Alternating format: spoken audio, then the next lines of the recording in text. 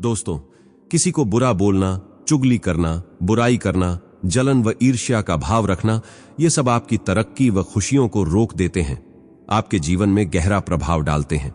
क्या भाग्य में लिखा कभी मिट सकता है? आज की इस सुंदर कहानी में आपको पता चलेगा कि जो कुछ भी हमारे जन्म से पहले लिखा जा चुका होता है, क्या उसको मिटाया जा सकता है? अगर आप यह सब कुछ जानना चाहते हैं तो इस सुंदर कहानी को कृपया अंत तक जरूर सुनें। दोस्तों, ये कहानी बड़ी ही शिक्षाप्रद, महत्वपूर्ण और ज्ञानवर्धक है। मेरा आपसे निवेदन है कि कहानी के अंत तक हमारे साथ में बने रहना और शुरू करने से पहले चैनल सब्सक्राइब कर लेना, ताकि रोज आपको ऐसी ज्ञानवर्धक कहानी मिलती रहे। प्राचीन समय की बात है, एक गांव में रामू नाम का गरीब किसान रहता था। उसके परिवार में सिर्फ वह और उसकी पत्नी रहती थी। किसान के घर में बहुत समय के बाद एक लड़के का जन्म हुआ। किसान और उसकी पत्नी बहुत खुश थे। सभी आसपास के लोग किसान को बधाई देने के लिए आ रहे थे।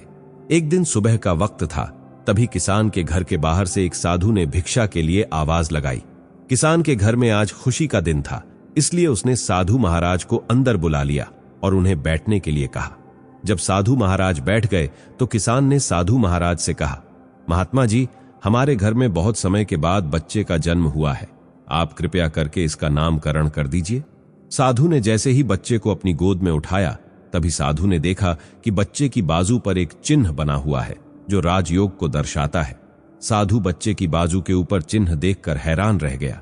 किसान ने जब साधु को हैरान परेशान देखा तो उसने कहा, महात्मा जी, क्या बात है, आप इतना परेशान क्यों नजर आ रहे हो? साधु ने कहा, बेटा, मैं परेशान नहीं हूं, बल्कि मैं तो बहुत खुश हूं, क्योंकि तुम्हारा बेटा बहुत किस्मत वाला है।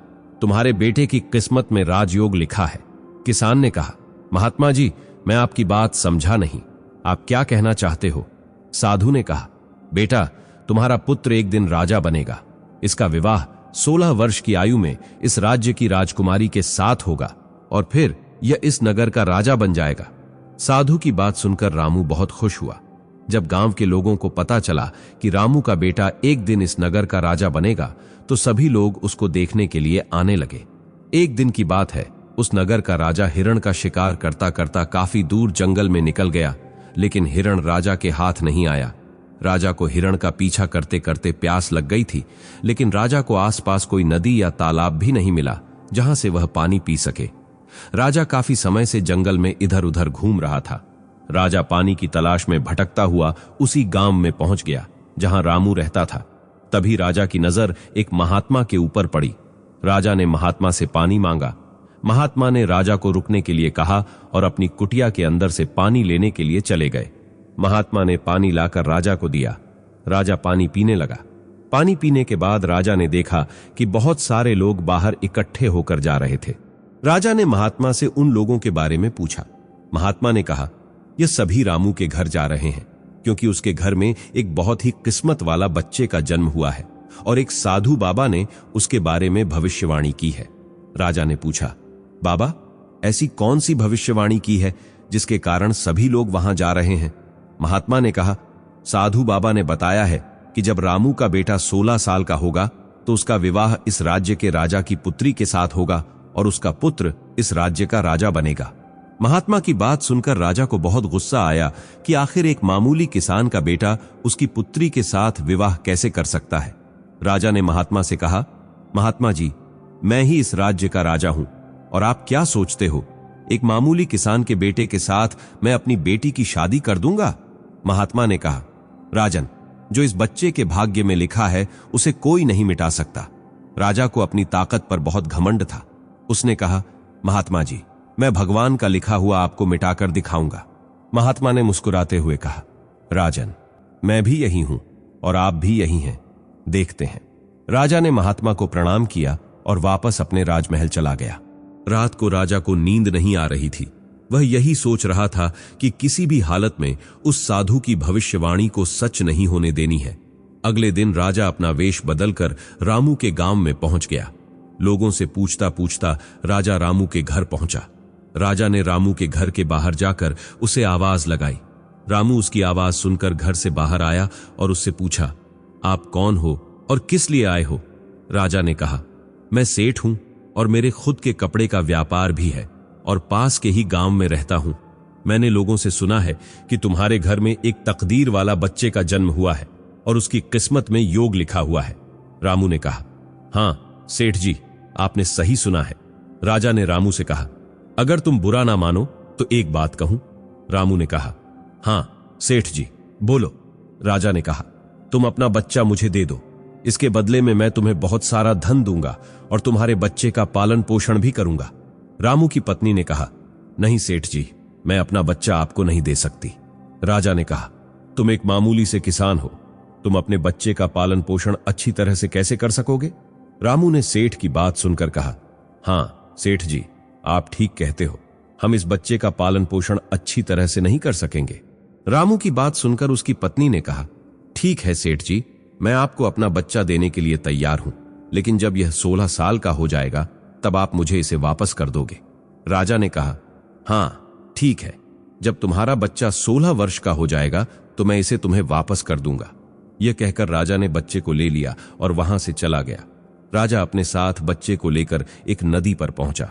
राजा ने सोचा था कि वह बच्चे को नदी में छोड़ देगा और उसकी मृत्यु हो जाएगी, लेकिन बच्चे का मासूम चेहरा देखकर उसको नदी में छोड़ने की हिम्मत नहीं हुई।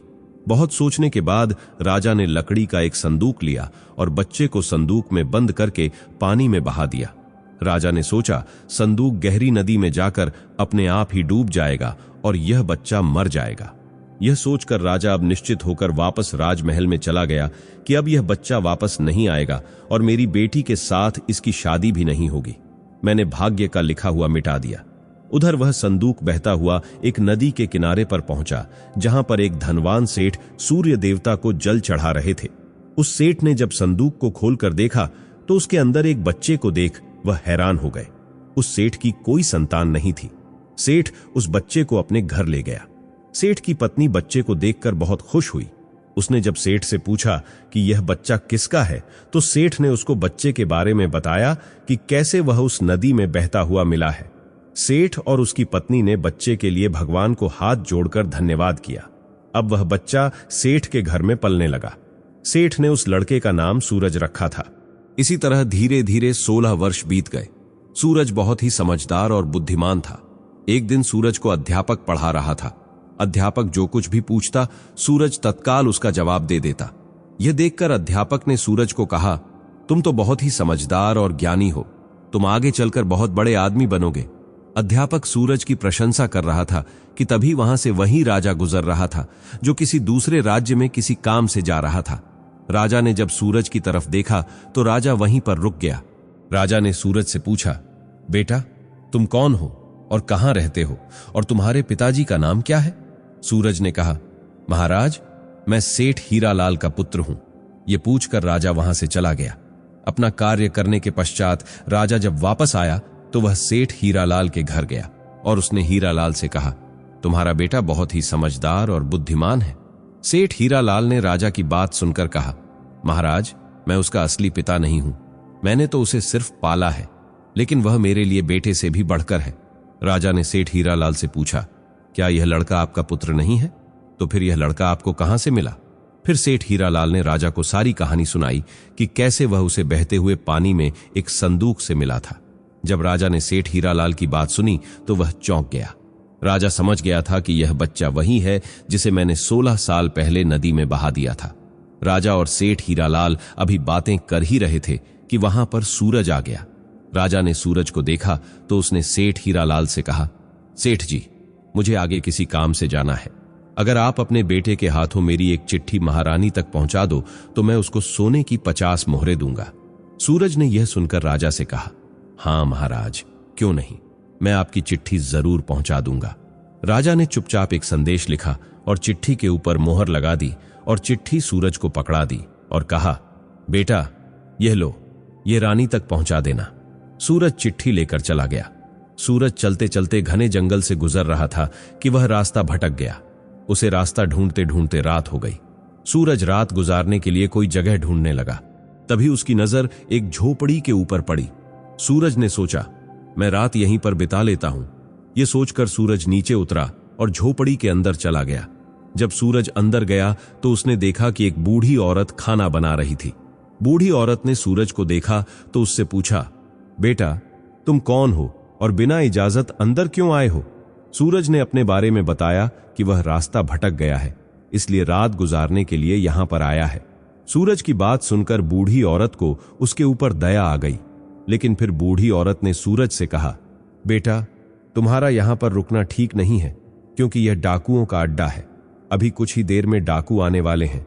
यदि उन्होंने तुम्हें यहां देख लिया तो तुम्हारे लिए परेशानी खड़ी हो जाएगी।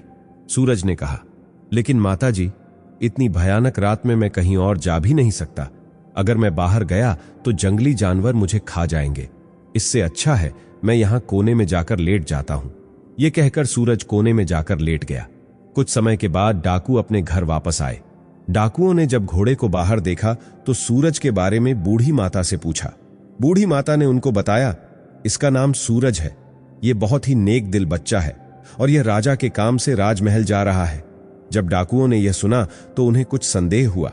वह राजा की हरकतों के बारे में जानते थे, इसलिए उन्होंने सूरज की जेब से चिट्ठी निकाली और उसे पढ़ने लगे। जैसे ही डाकुओं ने वह चिट्ठी पढ़ी तो वह सब समझ गए।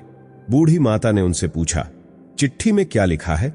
उनमें से एक डाकू ने बताया, चिट्ठी में लिखा है कि जैसे ही यह लड़का तुम्हारे पास पहुंचे, इसको उसी समय मरवा कर कहीं दूर दफना देना। यह काम मेरे पहुंचने से पहले हो जाना चाहिए। बूढ़ी माता ने जब यह बात सुनी तो बोली, यह राजा कितना दुष्ट है, जिसके हाथों चिट्ठी भिजवा रहा है उसी को मरवाने का आदेश भी दे रहा है। यह सोचकर बूढ़ी माता ने सोचा कि मुझे इस मासूम को बचाना चाहिए। उसने डाकुओं से कहा।